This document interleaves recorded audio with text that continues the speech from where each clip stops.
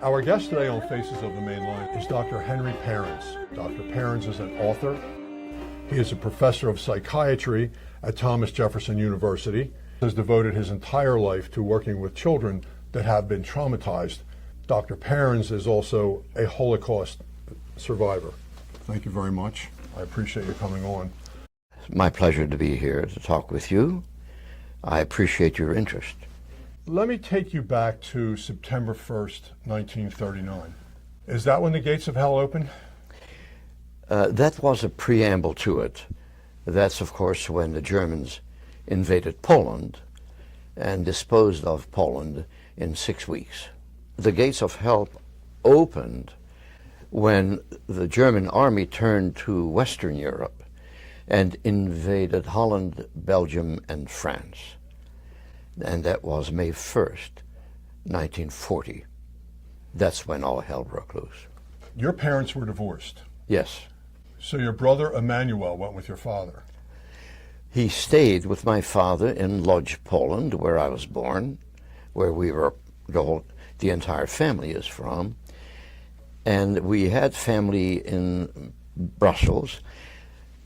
I don't altogether know what motivated my mother to select Brussels, but we went there, and I was about 3, 4 years old at most when we got there. Your brother went with your father, you went with your mother. That's one of the painful things in my life, that I had a brother.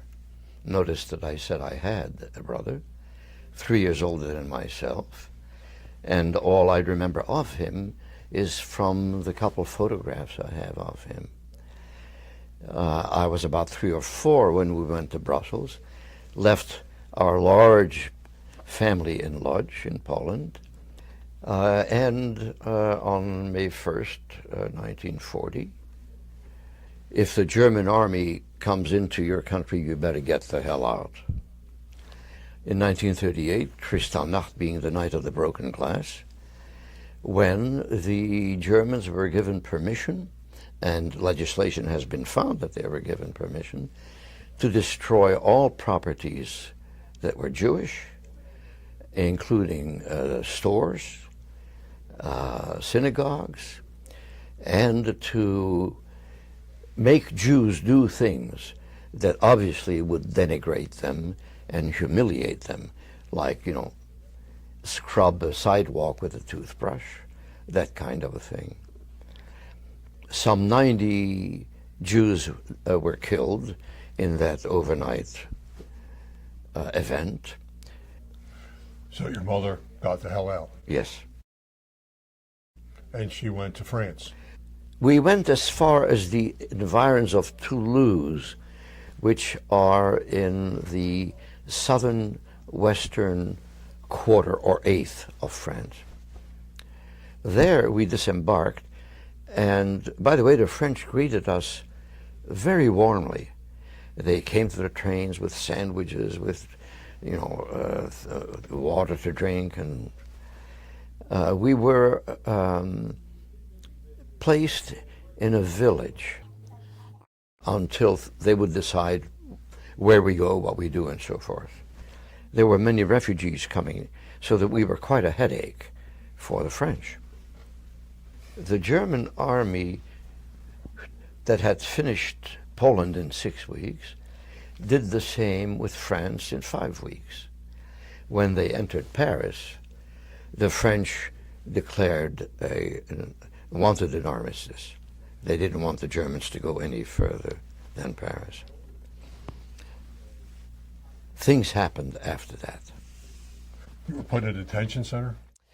Recebedou, which was the first concentration camp to which we were sent. We were there for about 4 months. I don't remember a friend from there.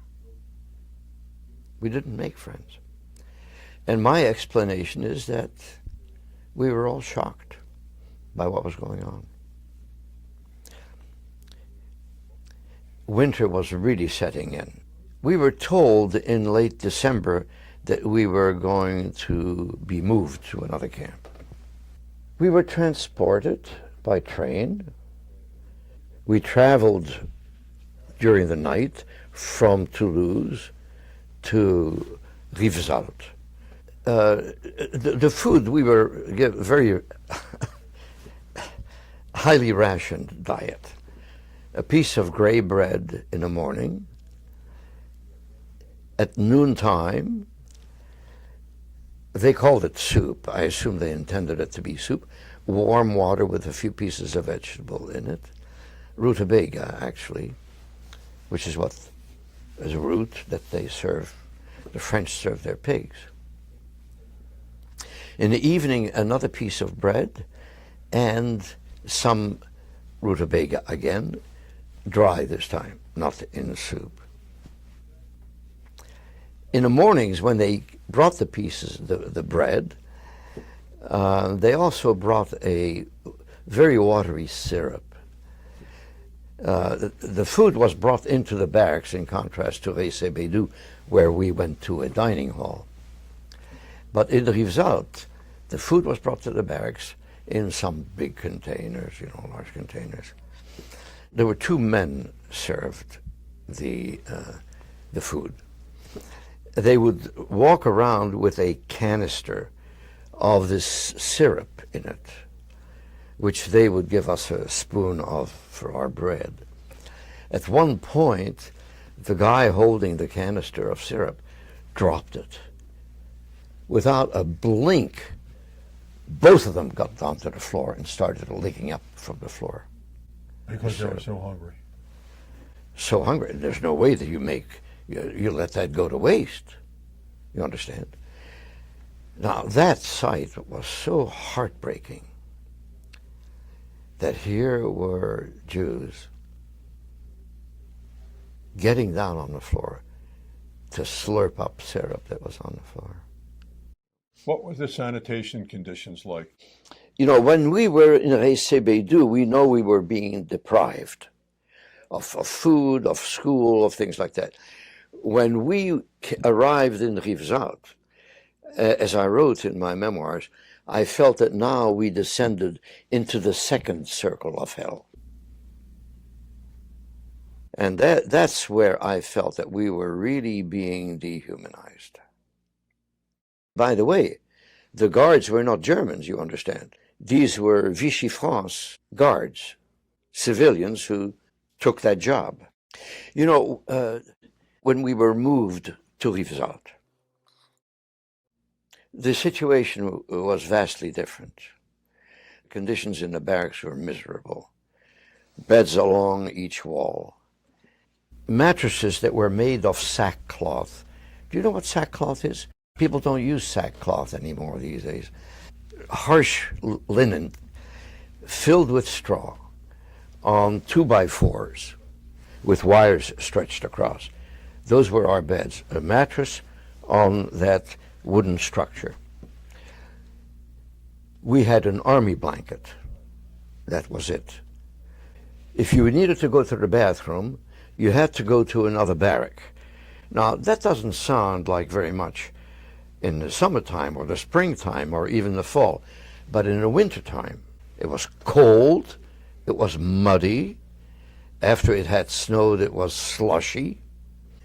When I later wrote my memoirs, on the 60th anniversary of my mother's being sent to Auschwitz, when I came to the point of describing the barracks and of describing the sack, the mattress and so forth, I began to develop a severe itching. You mentioned in your memoirs that you found a hole in the fence. We had Passover, and my mother said to me, Aaron, it's my Yiddish name, I want you to escape. To escape. With you, Ma, I'll go anywhere. No, I can't go with you. You have to go by yourself. I was then 12 years old. I looked at her face. when your mother looks like that. I said to her in Yiddish, ja, ma, ich vertun dus. Yes, ma, I'll do that. So when? Let's do it on May 1st. You do it on May 1st. Why May 1st? Because in Europe, May 1st is Labor Day. And she assumed that there would be fewer guards. And she was right. Now, my mother got information from two OSE workers who were stationed in Rivesaltes. OSE, O-S-E, stands for Œuvre de Secours aux Enfants, works to help children. And it's an old organization that is a social service type of organization. She knew how much money it would cost for me to take a train to go to Marseille, where the central bureau of the OSE was located, and that they would help me from there. So I got money from her, I got the directions as to where I was to go, and I went. On one side of Rivesaltes was a train tracks, two train tracks, and the ground was somewhat elevated by about 5 feet.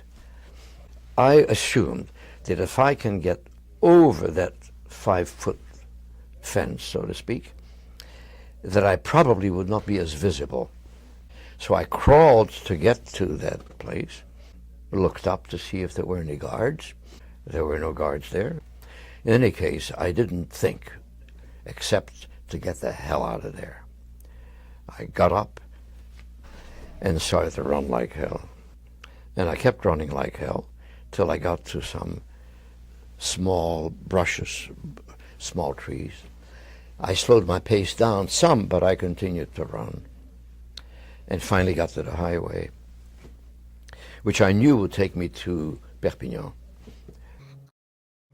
Fortunately, there was a big ditch on the side of the road. This was farmland, you know. I walked along the ditch, 12 kilometers, about 8 miles, something like that. Got to Perpignan, was very easy to see. I went to the train station. You know, if you're going to escape from somewhere, the trick is you never look at anybody. You know, like when you were a kid and you played like, I don't see anybody, nobody sees me. You know, you don't look at anybody, you just keep right on going. Went to the train station, went to the guichet, to the counter, asked for a train ticket to Marseille, noticed that I wasn't looking at just put the money on the counter. Person didn't even look at me. I don't even know whether it was a man or a woman. Gave me a ticket to a train to Marseille, a little bit of change. And here I was with my ticket and my change. It was about 3 o'clock in the afternoon by the time I got there. The train was at 11 o'clock at night. You know, the way I looked, double shirts, double socks, double pants. People didn't know that I was doubled up that way, but I was. That was what I was carrying. I couldn't stay in a train station. It'd be crazy. In France, fortunately, at that time, they still had outdoor toilets, you know. And as I walked out of the train station, I saw one of them in a distance. I realized I get into one of those cubicles there. If there's a door on it, I've got it made. I did. There were indeed doors on the cubicles. I was safe. You know how nice it is to be in a toilet with a cubicle door that you can close? I made sure that I did not stay in the station, that I would go to the platform where the train would come, where it was darker, you know. There's so many people. I got on a train, there was standing room only. This was war. Where the hell were people all going? Nobody was in uniform, you know. There were no seats, so it was one of those trains where there was an aisle by the window and compartments, you know, one of those old-fashioned trains. So I was standing in the aisle. I hadn't eaten since morning.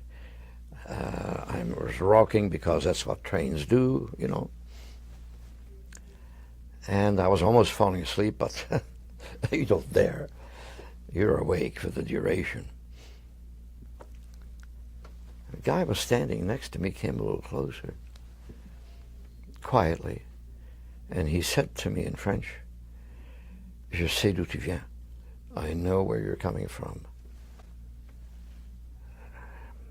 I hadn't eaten much. I had only a piece of bread in the morning, but I feared that I was going to empty my empty bowel into my pants. Scared shitless. He saw my reaction and he said, "Don't be afraid. N'aie pas peur. Don't be afraid." Whew.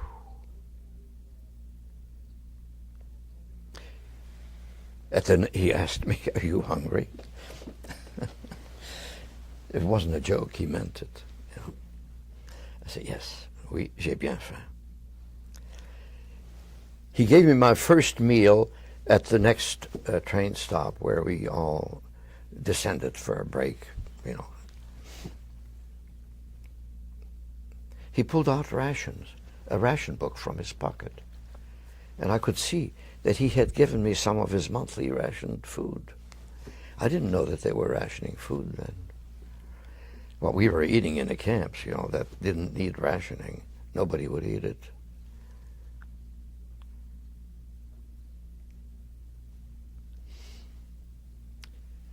Just an average man, businessman.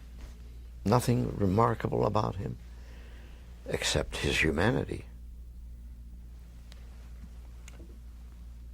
You met your mother for the last time she was let out of the detention center to meet with you, and that was the last time you saw your mother. When I got off the train in Marseille, I was sent immediately to a home for children. The Osée had some 33 homes for children in the free zone, in the Vichy France. I was there for about a year, and we were starving just as well, but a wonderful environment.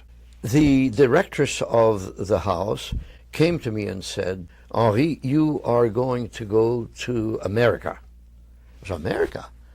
Well, moi? America? Wonderful. My mother too?" No, only children were allowed to go. What they were able to do, and what the Vichy France government allowed, for reasons which I won't go into here, is that they allowed the mothers or the parents of children who were being sent on this convoy of 50 kids, on which I came, to say their goodbyes. And that was about a year after I had escaped from Rivesaltes. I know my mother came. I know we met. I don't remember anything.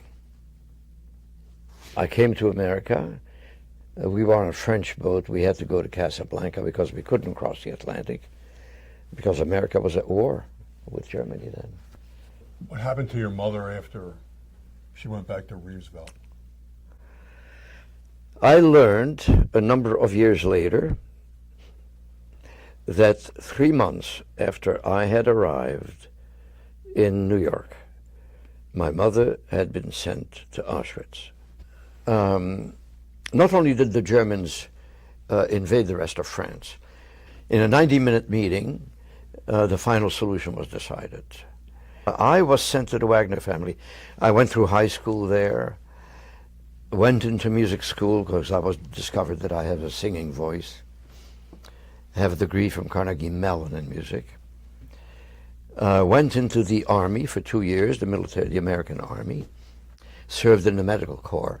And while I was in the military, I decided that I did not want to take the chance of being a musician because I could then not guarantee that I would be able to recreate a family.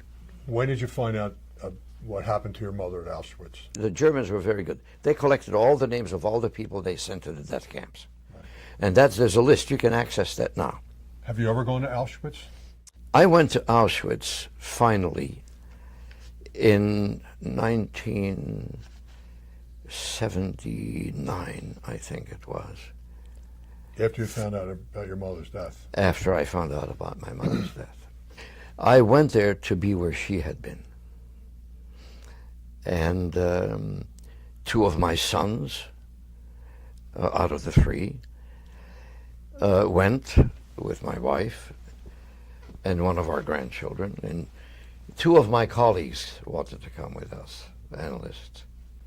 And we went to Auschwitz, and it was terrible. You know, we made the tour where all the clothes are and all the hair and all the glasses and all the shoes. And then we went across to a barrack across from those barracks where a mourning house for visitors. We went in there, and El Mole Rachamim, which is one of the prayers for the dead, is sung continually. There's a recording of it. And the whole family, we just, arms around each other, we just sat there.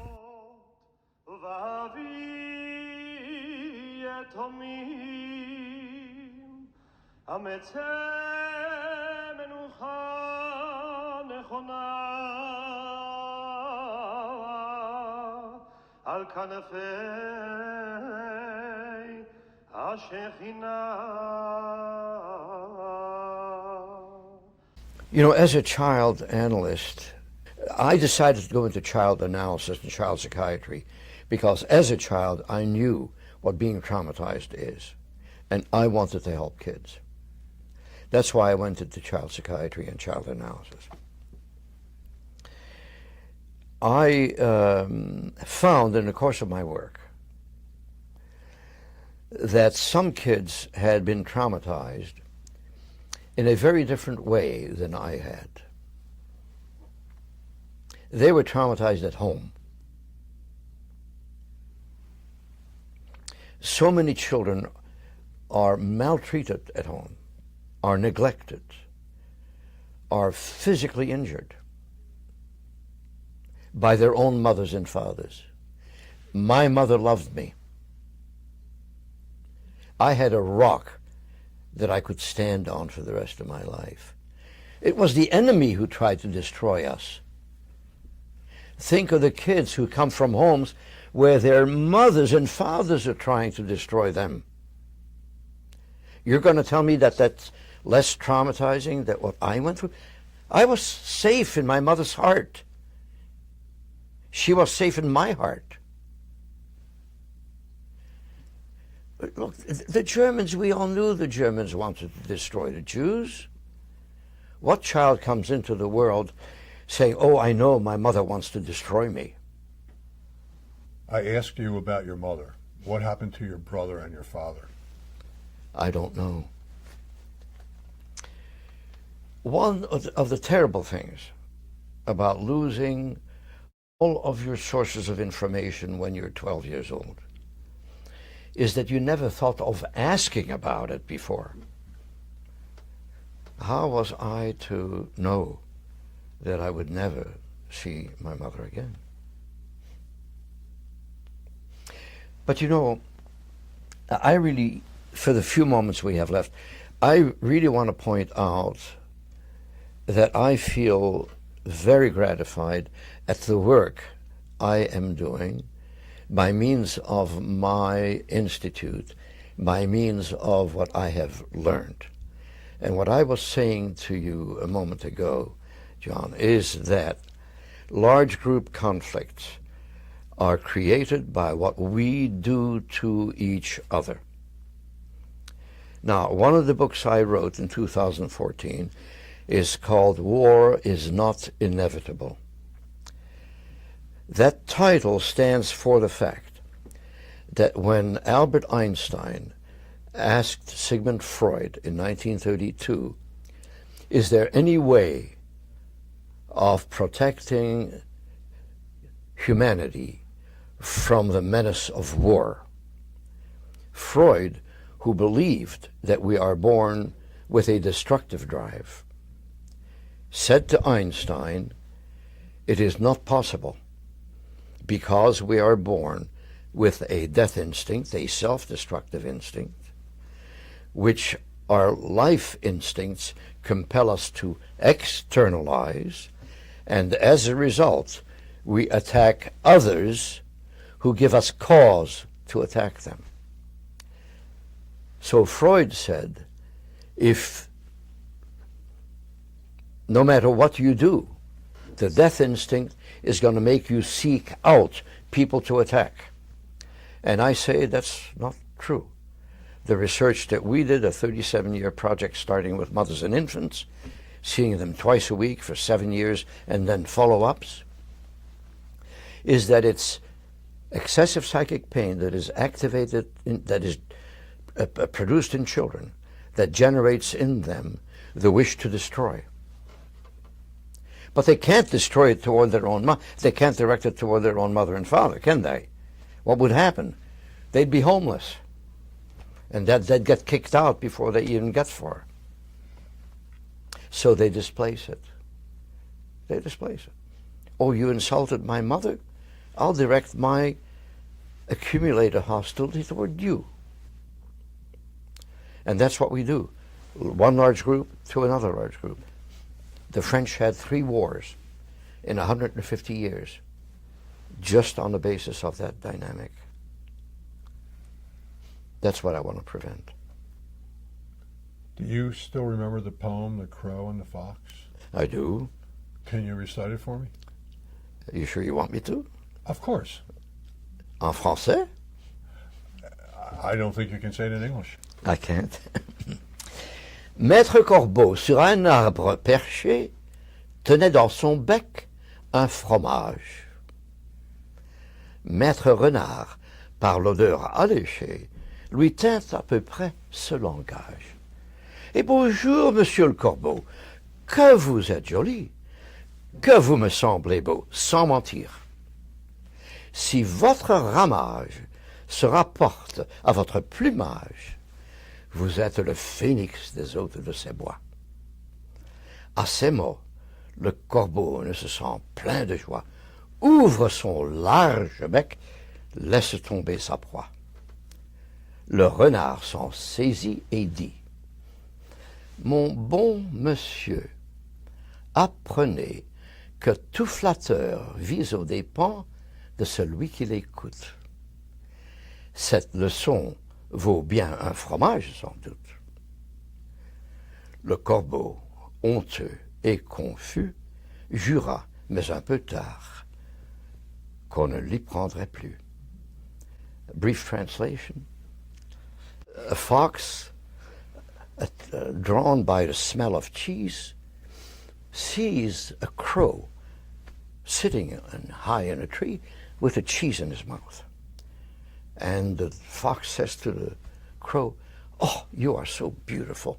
Really, if your feathers are in accord with your heritage, you are the phoenix of these woods." The crow, so proud, opened his large beak, dropped his cheese.